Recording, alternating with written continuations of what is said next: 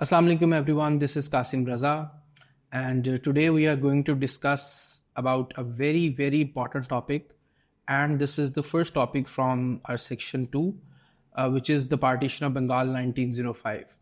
So मुझे ये लगता है कि पार्टीशन ऑफ बंगाल इसीलिए भी इम्पॉर्टेंट है क्योंकि मैं अक्सर ये कहता हूँ कि अगर पार्टीशन ऑफ बंगाल ना होती 1905 में तो 1947 तक जो इंडिपेंडेंस का सफ़र रहा है शायद वो भी ना होता और शायद मुसलमान जो हैं वो अपनी आज़ादी में कामयाब भी ना होते। उसकी वजूहात कुछ यूँ हैं कि देखिए, पार्टीशन ऑफ बंगाल के हम रीजंस डिस्कस करेंगे, उसके इवेंट्स डिस्कस करेंगे, उसके कॉन्सिक्वेंसेस डिस्कस करेंगे, उसके रिएक्शंस डिस्कस करेंगे, जिससे आपको ये अंदाज़ा होगा कि हिंदूज़ का जो रियल फेस है वो बेसिकली सामने आता है कि Hindus can never be loyal to Muslims.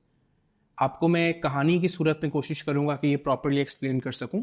So let's have a look कि what is partition of Bengal and why there was a need for the partition of Bengal, जो कि हमारा एक 1905 का एक बहुत इंपॉर्टेंट जो है वो इवेंट है। देखिए जी, बंगाल जो है आपका वो बहुत बहुत ज़्यादा जो है वो एक बड़ा प्रोविंस था पूरे इंडिया का, और बंगाल की जो सिग्निफिकेंस है, बंगाल की जो इम्पोर्टेंस है, उसकी जो वैल्यू है वो इतनी ज़्यादा थी कि आपको पता है कि ब्रिटिश जब इंडिया में आए थे तो उन्होंने अपनी ट्रेडिंग पोर्ट्स जो है वो बंगाल में बनाए, और उन्होंने जिस तरह से बंगाल को यूज़ किया है और बंगाल को एक्सप्लॉइट किया है फॉर देयर बेटरमेंट और अपनी ट्रेड पर्पस के लिए, और आहिस्ता आहिस्ता जो है उन्होंने बंगाल को ऑक्यूपाई किया। 1764 में जो बैटल ऑफ बक्सर होती है, उसके बाद जो आपकी ट्रीटी ऑफ इलाहाबाद आती है, तो अब बंगाल जो है वो एक सबसे बड़ा प्रोविंस है। बंगाल जो है उसके अंदर जो पॉपुलेशन है that was 85 million that time, जिसके अंदर से आपके 54 मिलियन जो पॉपुलेशन है वो हिंदूज की थी और rest of the 31 million population was Muslims. So बात यह है कि एक वाइसरॉय आता है जिसका नाम है lord Curzon. Lord Curzon was basically appointed as the viceroy of India in 1899। अब लॉर्ड कर्जन जो है he wanted to improve the administrative efficiency in Bengal. वो चाहता था कि जो नेशनलिस्ट एक्टिविटीज़ चल रही हैं, जो नेशनलिज्म के ऊपर एक्टिविटीज़ चल रही हैं बंगाल के अंदर, इतनी बड़ी पॉपुलेशन है, इतना ह्यूज एरिया है, सो वहाँ पर इन चीज़ों को जो है वो थोड़ी देर के लिए रोका जाए और वहाँ पर एडमिनिस्ट्रेशन जो है उसके अंदर एफिशिएंसी पैदा की जाए। तो देखिए, मैं आपको ये बताना चाहूँगा कि बंगाल का जो उस टाइम लैंड एरिया था that was 1,89,000 square miles. Bengal was the biggest province, population wise it was 85 million. So सारी चीज़ों को देखना, मैनेज करना जो है वो बहुत ज़्यादा इम्पॉर्टेंट था। तो लॉर्ड कर्जन ने ये डिसाइड किया कि हम लोगों को बंगाल के 2 हिस्से कर देने चाहिए। हमें बंगाल की डिवीजन जो है वो इस तरह से करनी चाहिए कि हमारी जो एफिशिएंसी है एडमिनिस्ट्रेशन में वो बेहतर से बेहतर हो सके और हम हमारे लिए जो सबसे इम्पॉर्टेंट प्रोविंस है और जो सबसे बड़ा प्रोविंस है उसको ईजिली जो है हम मैनेज कर सकें। So there were certain reasons for the partition of Bengal. So first of all, it was administrative efficiency. जैसे मैं आपको बता चुका हूँ कि बंगाल जो है वो इतना बड़ा प्रोविंस था कि वो किसी एक गवर्नर के लिए कंट्रोल करना इम्पॉसिबल था। सबसे पहले तो आपको ये स्ट्रक्चर समझना चाहिए कि जो वॉइसरॉय का रोल होता था वो ये होता था कि he was head for every single thing happening in the country. जाहिर है लॉ इन्फोर्समेंट और ये चीज़ें जो हैं वो सारी उसने देखनी है, लेकिन अब जो प्रोविंसेस होते थे, जितने भी डिफरेंट प्रोविंसेस होते थे, उनके अंदर जो लोग काम करते थे, जो लुक आफ्टर करते थे under the supervision of the viceroy, वो होते थे आपके गवर्नर्स, और जितने भी गवर्नर्स होते थे वो भी ब्रिटिश ही होते थे। तो एक बंदे के लिए पूरे प्रोविंस को मैनेज करना, इतने बड़े प्रोविंस को, इट वॉज नॉट पॉसिबल। सो जो आपकी एडमिनिस्ट्रेशन थी, जो लॉर्ड कर्जन थे, उन्होंने ये डिसाइड किया कि हमें बंगाल को 2 मैनेजेबल यूनिट्स के अंदर डिवाइड कर देना चाहिए ताकि एडमिनिस्ट्रेटिव एफिशिएंसी जो है वो हो सके। उसके बाद डिवाइड एंड रूल पॉलिसी। दूसरी रीज़न कैन बी, अच्छा मैं आप लोगों को एक चीज़ बता दूं कि इसमें यूजुअली जो क्वेश्चन आता है, जो बहुत इंपॉर्टेंट क्वेश्चन है, that is about the reasons for the partition of Bengal, जो कि अक्सर 14 मार्क क्वेश्चन आता है, तो you should have 5 reasons for that. So the second reason can be divide and rule policy. देखिए जी, ब्रिटिश को ये पता था कि अगर नेशनलिस्ट मूवमेंट्स जो हैं बंगाल के अंदर, उनको वीक ना किया गया, उनको डिवाइड ना किया गया, तो ये बाद में हमारे लिए एक बहुत बड़ा प्रॉब्लम बन जाएगा. सो हमें क्या करना चाहिए कि हमें हिंदू और मुस्लिम्स की जो यूनिटी है उनको बेसिकली हमें डिस्ट्रैक्ट करना है, उन्हें हमें डिवाइड करना है. अगर हम उन्हें डिवाइड करेंगे तो ऑब्वियसली वो कमज़ोर होंगे. अगर हम उन्हें डिवाइड नहीं करेंगे तो एक टाइम आएगा कि वो हमारे लिए एक बहुत बड़ा प्रेशर बन जाएंगे. सो ब्रिटिश जो हैं उन्होंने ये सोचा कि हम इस पे कोशिश कर सकते हैं that we can reduce unity among the nationalist, जिसके अंदर आपके मुस्लिम्स भी हैं, आपके हिंदूज भी हैं. तो हम लोग क्या करते हैं, उनको डिवाइड कर देते हैं ताकि हम दोनों को वीक करके और दोनों के ऊपर वन बाय वन जो है अपने रूल को बेहतर कर सकें. Third reason is religious composition. I am really sorry, यहाँ पर टाइपिंग मिस्टेक है. ये आप जो देख रहे हैं approximately 78 million, it was my mistake, I am sorry for that. It was 85 million actually. Bengal की पॉपुलेशन मैंने आपको बताया 85 मिलियन थी. तो ईस्ट बंगाल जो था आपका, वो आपका मुस्लिम मेजॉरिटी एरिया था, ठीक है. आपका जो वेस्ट बंगाल था वो आपका हिंदू मेजॉरिटी एरिया था. सो ब्रिटिश जो थे, they aimed to gain favor with Muslim population by creating a separate Muslim majority province. क्योंकि हिंदुस्तान के अंदर जो है वो कोई मुस्लिम मेजॉरिटी प्रोविंस ना होने की वजह से मुस्लिम्स जो हैं they were considering themselves as the minority in the country, कि हमारी कोई वक़्त नहीं है, हमारी कोई हैसियत नहीं है, हमारी बात जो है उसको सुना नहीं जाता. तो ये एक प्लान था कि हम अगर एक ऐसा सूबा बना दें जहां पर मुस्लिम मेजॉरिटी होगी तो ऑटोमेटिकली आपके जो मुस्लिम्स होंगे उनकी एक सपोर्ट मिल जाएगी ब्रिटिश को, that they have done something for us and Muslims like would be happy कि हमारे लिए भी इन्होंने कुछ सोचा, तो obviously they will remain loyal with the British. उसके बाद आपकी इकोनॉमिक कंसिडरेशंस जो हैं, ये आपकी बहुत एक इम्पॉर्टेंट जो है इसमें एक रीज़न है. देखें जी, आपको इस बात का अंदाज़ा होना चाहिए कि बंगाल जो है उसके अंदर हिंदू मेजॉरिटी है. अगर वहाँ पर मुझे ये बताएं कि हिंदू मेजॉरिटी है, तो इसका मतलब है कि ज़्यादा जो डेवलपमेंट्स होती हैं आपकी, वो उन एरियाज़ में हो रही थी जो आपके हिंदू मेजॉरिटी एरियाज़ थे, जो कि आपकी western side of the Bengal थी. इससे ये साबित होता है कि आपकी जो ईस्टर्न साइड थी, जहाँ पर मुस्लिम ज़्यादा थे, वहाँ पर जो डेवलपमेंट थी वो उस तरह से नहीं हो रही थी. वहाँ पर ब्रिटिश को ये लगा कि हमें जो ईस्टर्न साइड है उसके ऊपर भी फोकस करना चाहिए, वो अंडर डेवलप्ड है, हमें उसको डेवलप करना चाहिए, ठीक है. वहां पर क्या होगा अगर हम पार्टीशन करेंगे, ऑब्वियसली अगर हम पार्टीशन करेंगे तो फिर हम ईस्टर्न साइड जो मुस्लिम साइड है बंगाल की, उसके ऊपर ब्रिटिश का अलग से फोकस होगा जैसे बाकी प्रोविंसेस में होता है. तो सारी डेवलपमेंट जो है वो वेस्टर्न साइड पर हो रही है, आपकी इंडस्ट्रीज, आपकी agriculture, each and everything was happening in the on the western side of Bengal. But if we have the eastern side as another province, as a separate province, तो उसमें क्या होगा कि आपकी एग्रीकल्चर, आपका इंफ्रास्ट्रक्चर, आपकी इंडस्ट्री, हर चीज़ जो है वो नए तरीके से डेवलप होगी. सो वहाँ पर जो है वो डेवलपमेंट बेहतर हो जाएगी ईस्टर्न साइड पे, ठीक है.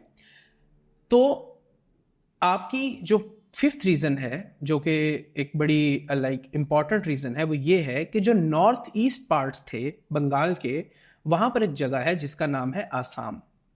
आसाम जो है वो टी और ऑयल के अंदर जो है वो बहुत रिच एरिया था. सो अगर पार्टीशन होगी बंगाल की तो गवर्नमेंट का जो कंसर्न है वो ईस्टर्न साइड पर भी होगा, उनकी अटेंशन ईस्टर्न साइड पर भी होगी, और इसकी वजह से क्या होगा कि वो उन रिसोर्सेज के ऊपर, जो आसाम के रिसोर्सेज हैं, उनके ऊपर इजीली कंट्रोल कर सकते हैं, ठीक है. So these can be the 5 main reasons for the partition of Bengal. Okay, so now if I talk about the event of the partition, that how partition happened, that what was the decision of the lord Curzon and the British government. Basically it was that कि on 16th October 1905 the partition was announced by lord Curzon. अब officially जब partition announce हुई तो ये उन्होंने वहाँ पर जो है वो अनाउंस किया कि Bengal would be divided into two provinces, eastern Bengal and western Bengal. आपका जो ईस्टर्न बंगाल है और असम, इनको कंबाइन करके एक अलग प्रोविंस बना दिया गया, और उनकी जो टोटल पॉपुलेशन थी दैट वाज 31 मिलियन, जिसमें से आपके अराउंड 18 मिलियन अबव जो थे वो मुस्लिम्स थे एंड 12 मिलियन वर हिंदूज। तो दैट मीन्स कि वहाँ पर हिंदूज जो है वो माइनॉरिटी में हो गए। और आपके जो वेस्टर्न बंगाल था, जिसके अंदर आपके प्रेजेंट डे का जो है वो वेस्ट बंगाल आता है, बिहार आता है, उड़ीसा आता है, ये एरियाज जो है इनको एक अलग प्रोविंस जो है वो डिक्लेयर कर दिया गया, जहाँ पर 54 मिलियन टोटल पॉपुलेशन है, जिसमें से आपके 42 मिलियन जो है वो हिंदूज होंगे एंड 12 मिलियन जो आपके होंगे वो मुस्लिम्स होंगे। अब यहाँ पर ये डिसीजन दिया गया कि अच्छा, आपको ये पता होगा कि पूरा जो बंगाल था, यूनाइटेड बंगाल 16 अक्टूबर 1905 से पहले उसका जो कैपिटल था दैट वाज कोलकाता। तो अब जो है वेस्टर्न बंगाल, जो हिंदू मेजॉरिटी बंगाल है, उसका कैपिटल जो है आपका कोलकाता होगा, और ईस्टर्न बंगाल का जो कैपिटल है वो ढाका होगा। ठीक है जी। और ढाका जो है वो ऑलरेडी बड़ा लाइक कल्चरल सेंटर था, कल्चरल एक्टिविटीज़ का सेंटर था मुस्लिम्स के लिए। तो ये भी एक डिसीजन था टू मेक मुस्लिम्स हैप्पियर कि ये चले, इससे भी खुश हो जाएंगे and they will support us and they will like be very loyal to us. ठीक है, okay. So now let's talk about the reaction and the consequences. देखिए, इसके ऊपर 7 मार्क का अक्सर क्वेश्चन आता है। अगर सवाल आए फेलियर्स एंड सक्सेस के ऊपर, तो जो हिंदू रिएक्शन है वो इसमें आपका फेलियर है। ठीक है, मुस्लिम्स के जाहिर फायदे की बात थी, तो वो आपका सक्सेस, उसके ऊपर आप सक्सेस पे अगर क्वेश्चन है तो आप उसके अंदर मुस्लिम रिएक्शन लिख सकते हैं। और अगर इसके ऊपर रिएक्शंस का सवाल आता है तो you have to give like 3 reasons, 3 paragraphs for like Hindus and Muslims का मिक्स रिएक्शन जो है आप उस पर लिख सकते हैं। देखिए जी, ऑब्वियसली इंडियन नेशनलिस्ट रिएक्शन की अगर हम बात करें तो ये उनके लिए किसी मौत से कम नहीं था। और मैंने शुरू में एक बात कही थी कि पार्टीशन तक का जो सफ़र है वो ना होता, और पार्टीशन ना होती क्यों? क्योंकि वहाँ पर आपके जो हिंदूज थे उन्होंने इस पार्टीशन को स्ट्रांगली अपोज किया है। उन्होंने डिफरेंट मूवमेंट्स चलाई हैं, उन्होंने वहाँ पर प्रोटेस्ट किया है, वन बाय वन भी हम इसको डिस्कस कर सकते हैं। सो हिंदूज जो हैं उन्होंने एक मूवमेंट स्टार्ट किया, और ये मूवमेंट स्वदेशी मूवमेंट जो है, इसके ऊपर 4 मार्क का अक्सर क्वेश्चन आ जाता है दैट व्हाट वाज स्वदेशी मूवमेंट। तो स्वदेशी मूवमेंट क्या है बेसिकली? देखें, स्वा का मतलब होता है ऑफ आवर ओन, हमारा अपना, और देशी आपको पता है कि मुल्क को कहते हैं हिंदी जबान में। तो स्वदेशी का मतलब है कि हम लोग अपने ही मुल्क की जितनी भी प्रोडक्ट्स होंगे, गुड्स होंगे, हम उनको यूज़ करेंगे, उनको प्रमोट करेंगे। हम लोग अंग्रेज़ों की बनाई हुई किसी भी चीज़ को, किसी भी माल को, किसी भी लाइक गुड्स एंड प्रोडक्ट्स को हम ना तो यूज़ करेंगे, ना ही उनको प्रमोट करेंगे। हम कंप्लीटली उनकी प्रोडक्ट्स और उनकी गुड्स से जो है वो बायकॉट करते हैं। और आपको पता होना चाहिए कि ब्रिटिश का सोर्स ऑफ इनकम ही वही था वहाँ पर। तो ये एक ब्रिटिश के लिए बहुत बड़ा शौक था। तो स्वदेशी मूवमेंट में लाइक इस तरह से उन्होंने अनाउंस किया कि हम ब्रिटिश के जो गुड्स एंड प्रोडक्ट्स हैं उनको नहीं यूज़ करेंगे, हम अपने जो लोकली मेड प्रोडक्ट्स होंगे उनको यूज़ करेंगे। ओके, सो उसके बाद एंटी पार्टीशन एगिटेशन पे अगर हम बात करें तो बहुत ज़्यादा इस अनाउंसमेंट के बाद इंडिया के अंदर मैस लेवल पर जो है वो प्रोटेस्ट वगैरह स्टार्ट हो गए, और लाइक आपकी डिफरेंट ऑर्गेनाइजेशन मैस मीटिंग्स हो रही हैं, और हर तरह से जो है वो हड़ताल की जा रही है, तोड़ फोड़ की जा रही है, लोगों को मारा जा रहा है, मुसलमानों को मारा जा रहा है। And prominent leaders like Surendra Nath Banerjee, जो कि बंगाल के एक बहुत बड़े हिंदू लीडर थे, और उन्होंने जो है एंटी पार्टीशन मूवमेंट के अंदर एक बहुत बड़ा रोल प्ले किया, और उनका इस रिएक्शन में, इस वायलेंस में बहुत बड़ा हाथ था। अच्छा, लेकिन इसमें एक चीज़ ये है कि हिंदूज के अंदर जो है वो यूनिटी पैदा हो गई। आप देख सकते हैं the partition fostered unity among Hindus who perceived it as an attempt to divide their community. So Hindus ने बेसिकली ब्लेम किया कि अंग्रेज जो हैं वो डिवाइड एंड रूल पॉलिसी के ऊपर काम कर रहे हैं, और अंग्रेज जो हैं वो हमें आपस में लड़वाना चाहते हैं ताकि हम वीक हों और अंग्रेज जो हैं वो हम पर मुसल्लत होकर हम पर हुकूमत कर सके। तो बात यहाँ पर समझने की ये है कि हिंदूज के इस रिएक्शन ने, अच्छा एक दो चीजें एडिशन में मैं आपको बता देता हूँ, मेरे जहन में आ रही है, मैंने पढ़ी थी किताब में, वो ये है कि आपकी जो लॉयर्स थे उन्होंने भी प्रोटेस्ट किया, क्योंकि जाहिर है अब नया अगर प्रोविंस बन रहा है तो नए प्रोविंस के अंदर जो है वो नए कोर्ट्स होंगे, हाई कोर्ट होगा नया, वहां पर जो है वो जो मुस्लिम आपके लॉयर्स हैं, मुस्लिम जजेस हैं, उनको प्रमोशन मिलेगी, वो काम करेंगे, जिसकी वजह से हिंदू लॉयर्स और हिंदू जजेस का जो इन्फ्लुएंस है वो बंगाल पर कम हो जाएगा। उन्होंने बहुत मसले किए। उसके बाद आपका जो प्रेस था, जो मीडिया था उस दौर का, न्यूज़पेपर वगैरह, उन्होंने बहुत मसले किए। उन्होंने क्या मसले किए कि उनको ये खौफ था कि जो मुसलमान हैं उनका अपना प्रोविंस है, अब मुसलमानों का अगर ईस्ट बंगाल अपना प्रोविंस है तो वो जो है हर तरह की खबर उसमें शाया करेंगे, वो हमारी जो जिस तरह से हमने उनको पुराने वक्तों में एक्सप्लॉइट किया, उनकी ज़मीनों पर कब्जे के, वॉट एवर जो भी एक्सप्लॉइटेशंस हो रही थी मुस्लिम्स के ऊपर बंगाल के अंदर, तो वो सारी चीज़ें जो है मंजर आम पर आएंगी। क्योंकि देखें, पहले तो जब यूनाइटेड बंगाल था तो पूरा जो कंट्रोल था वो सिर्फ और सिर्फ हिंदूज के हाथ में था हर चीज़ में, क्योंकि वो डोमिनेट कर रहे थे हर चीज़ को, मेजॉरिटी में थे।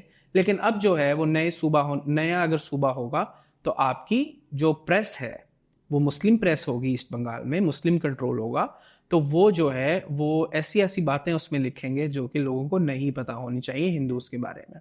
तो ये कुछ मसाइल थे। और लॉर्ड कर्जन के ऊपर जो है वो फिर नेशनलिस्ट ग्रुप ने जो है वो मर्डर अटेम्प्ट्स भी किया, और इस तरह से काफ़ी चीज़ें जो है, इसके हम ज़्यादा डिटेल में नहीं जा सकते, वक्त में इतनी गुंजाइश नहीं है।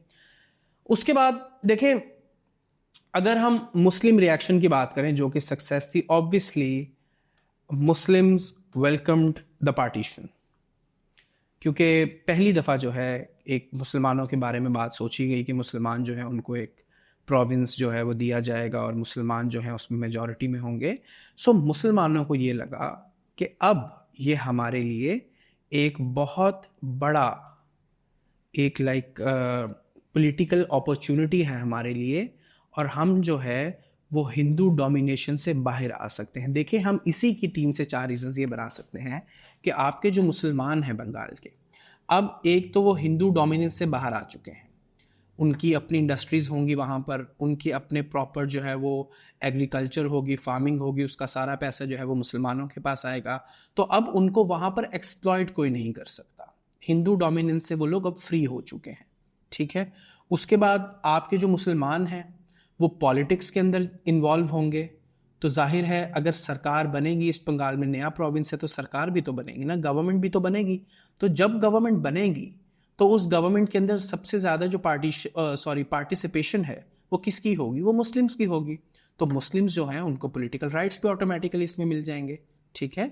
उसके अलावा आप इसमें एक रीज़न ये भी ऐड कर सकते हैं कि आपके जो ईस्ट बंगाल के मुस्लिम्स हैं उनके लिए इससे बड़ी खुशी नहीं थी कि ढाका जो कल्चरल सेंटर था, हिस्टोरिकल एक सेंटर था, कल्चरल सेंटर मुस्लिम्स के लिए, वो अब उनका कैपिटल है। वहाँ पर अगर पहले कोई ऐसी रिलीजियस या कल्चरल एक्टिविटी होती थी तो मुस्लिम्स को बहुत उसमें प्रॉब्लम होता था, क्योंकि कैपिटल कोलकाता था, डोमिनेंस हिंदूज की थी। लेकिन अब जो है मुस्लिम्स वहाँ पर अपनी प्रैक्टिस, अपनी कल्चरल एक्टिविटीज़, अपने त्यौहार, हर चीज़ जो है वो ईजिली उसको फॉलो कर सकते हैं। तो ये चीज़ें जो हैं, इन्हीं चीज़ों ने फर्दर आपकी कॉम्पोजिशन जो मुस्लिम लीग की है, आगे जितने भी मुस्लिम के सेपरेट इलेक्टोरेट और डिफरेंट हम चीज़ें डिस्कस करेंगे, तो सारी चीज़ें जो हैं इसके अंदर हम लोग बारी बारी उसको वन बाय वन हम लोग डिस्कस करेंगे कि इसका रोल उसमें क्या था। देखिए, बात जो मेन समझने की है उसमें वो ये है कि आपका बंगाल के 2 हिस्से होना, ईस्ट बंगाल का एक अलग सूबा बनना, ये मुसलमानों के लिए तो एक बहुत बड़ी जीत थी, लेकिन हिंदूज के लिए उतनी ही बड़ी हार थी। बात हार या जीत की नहीं है, बात यहाँ पर यह है कि हिंदूज ने इसके ऊपर जो रिएक्शन किया उससे याद आई हमें 2 नेशन थ्योरी के sir Syed Ahmad Khan was right. तो अगर हम इस पे ब्रिटिश रिएक्शन की बात करें, हमने हिंदू रिएक्शन की बात की कि बहुत नेगेटिव था, हमने मुस्लिम रिएक्शन की बात की कि उनके लिए फेवरेबल था। ब्रिटिश रिएक्शन जो था वो बेसिकली काफ़ी सपोर्टिव था, क्योंकि ब्रिटिश ने इसको इस पॉइंट ऑफ व्यू से देखा कि अगर हमने बंगाल के 2 हिस्से कर दिए हैं तो अब जो है हम इसको इफ़ेक्टिव वे में जो है वो लुक आफ्टर कर सकते हैं, और हम जो है बंगाल की जो गवर्नेंस है वो गवर्नमेंट के लिए, ब्रिटिश गवर्नमेंट के लिए काफ़ी ज़्यादा आसान हो चुकी है। अच्छा, ब्रिटिश रिएक्शन में मैंने इसमें एक और चीज़ ऐड की है जो कि एक अलग एक काफ़ी 6 साल बाद का एक इंसिडेंट है जो कि reversal of partition of Bengal 1911 है। तो सिलसिला ये था कि 4-5-6 साल जो है वो ये जो हिंदू नेशनलिस्ट ग्रुप्स थे और प्रोटेस्ट थे, बायकॉट्स थे और जो एक पॉलिटिकल अनरेस्ट था इंडिया के अंदर, वो कंट्रोल नहीं हो रहा था। तो ब्रिटिश जो हैं उनके लिए ये बहुत बड़ा प्रॉब्लम था, क्योंकि देखिए मेजॉरिटी जो है वो तो ऑब्वियसली आपके हिंदूज की ही थी पूरे इंडिया में, तो उनको कंट्रोल करना जो है वो उनके हाथ से जो है वो बाहर हो रहा था। तो आपके एक नए जो किंग इंग्लैंड में आए, जॉर्ज 5 जो थे, उनकी कॉरोनेशन सेरेमनी थी 12 दिसंबर 1911 दिल्ली दरबार के अंदर। तो जब वो इंडिया आए, उन्होंने यहाँ पर कंसेंट लिए लोगों के, जब उन्होंने देखा कॉरोनेशन सेरेमनी के दौरान भी कि प्रोटेस्ट वगैरह चल रहे हैं और पॉलिटिकल अनरेस्ट है, चीज़ें जो हैं वो हाथ से निकल रही हैं और people are not happy, like Hindus are not happy with this partition. So he announced the reversal of the partition of Bengal on 12th December 1911 कि बंगाल जो है उसको दोबारा से 2 की बजाय 1 प्रोविंस के अंदर जो है वो कन्वर्ट कर दिया जाए, रीयूनाइट कर दिया जाए। तो उसके बाद से जो बंगाल है वो ईस्ट और वेस्ट बंगाल नहीं, वो सिर्फ और सिर्फ बंगाल कहलाने लगा दोबारा से। और लेकिन उसमें हुआ ये कि आपका जो बंगाली नेशनलिस्ट का इन्फ्लुएंस था उससे बचने के लिए ब्रिटिश गवर्नमेंट डिसाइडेड कि हम लोग जो कैपिटल है ब्रिटिश गवर्नमेंट का, उसको कोलकाता के बजाय दिल्ली जो है वो उन्होंने कंसीडर किया कि अब से हम दिल्ली जो है उसको एक कैपिटल जो है इंडिया का वो कंसीडर करेंगे। तो Delhi became the capital of India in 1911 right after the reversal of the partition of Bengal. So this was the whole topic. I hope कि आप लोगों को समझ आ गई होगी इस टॉपिक की, और इसमें जो कुछ इंपॉर्टेंट चीज़ें हैं, जो मेनली इंपॉर्टेंट चीज़ें हैं वो मैंने डिस्कस की हैं। Still if you have any questions, कोई प्रॉब्लम है, कोई चीज़ को बात समझ नहीं आ रही है आप लोगों को, कोई चीज़ आप ऐड करना चाहते हैं, जिस तरह मैं कहता हूँ कि प्लीज़ कमेंट सेक्शन को यूज़ करें। And I am very glad कि जिस तरह से मुझे रिस्पॉन्स आ रहे हैं, and kids are very happy with the videos and they find the videos very easy to understand and मुझे ये बड़ा मेरे लिए बहुत पॉजिटिव रिस्पॉन्स है। और मैं चाहूँगा कि इसी तरह ये सफ़र चलता रहे। आप लोगों के जो मसले हैं, जो कन्फ्यूजन्स हैं, बच्चे मुझे क्लास में भी बता देते हैं कि सर उसमें ये पॉइंट था, इस तरह था। तो अच्छा है कि आप लोगों के लिए ये सोर्स है, और इंशाल्लाह इसी तरह मैं इस पर काम करता रहूँगा, और आप लोग जो है इसी तरह से अपना प्यार दिखाते रहें। और ये सफ़र जो है ये बहुत लंबा सफ़र है, और इंशाल्लाह हम इस सफ़र को जो है मिल के तय करेंगे। And be ready for your good grades. Thank you so much everyone.